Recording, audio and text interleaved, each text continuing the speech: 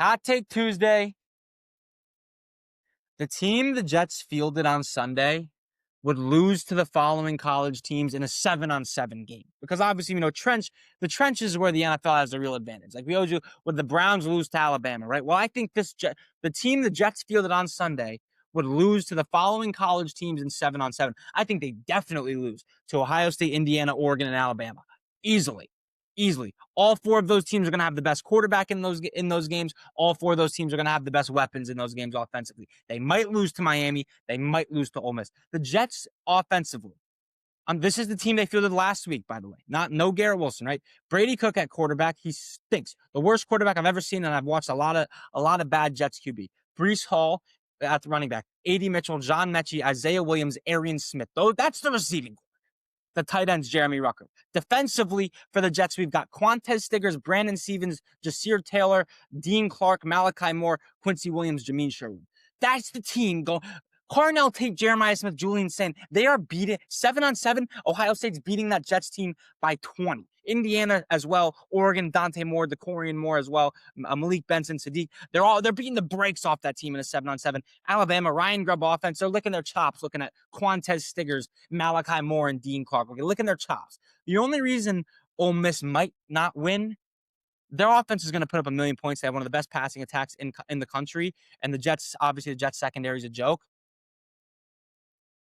Ole Miss's defense is a real problem. They're not good. Ole Miss's defense is not good. So I do think Brady Cook could be able to run up some numbers as well. And same thing with Miami. Although I know Malachi Toney and CJ Daniels are going to give some real problems to this Jets secondary easily. I think they'll be able to put up a lot of numbers. Do you trust Carson Beck or Brady Cook?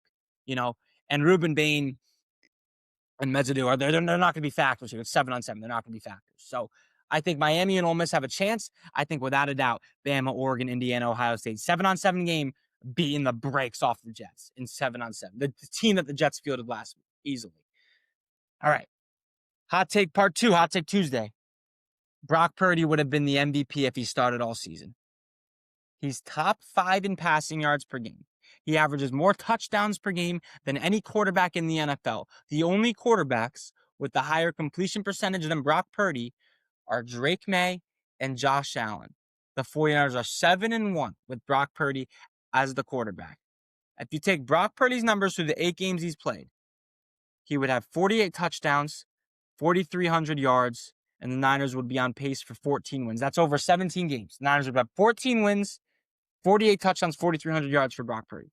That's enough. That's an MVP caliber season. He's playing at an MVP level.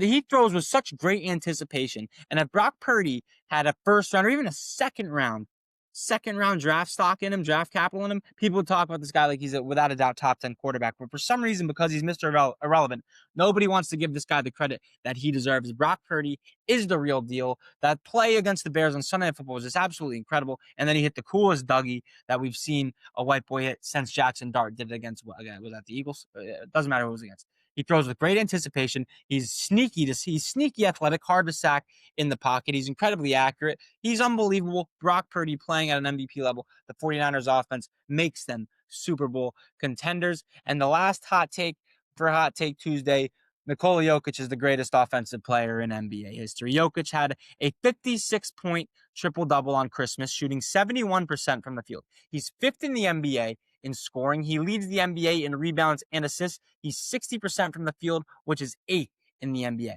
Nikola Jokic has a true shooting percentage of 71%, which is 8th.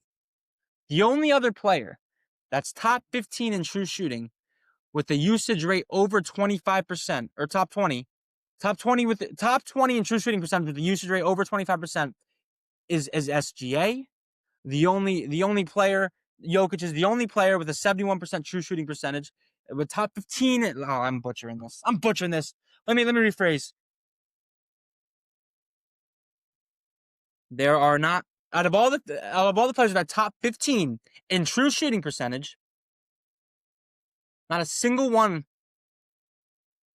has over 25% in usage rate.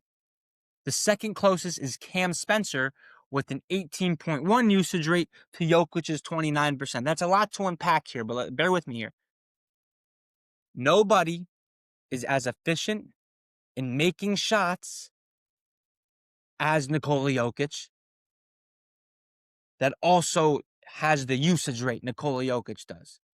It sounded a lot better in my head, but trust me, it's ridiculous. 71% true shooting percentage, 8th in the NBA, on a 29% usage rate. There's not a single player that's top 15 in true shooting percentage that has a higher than 20% usage rate. The only player in the top 25 of true shooting percentage that has a usage rate that rivals Jokic is SGA, but his true shooting percentage, he's like 10 places below him.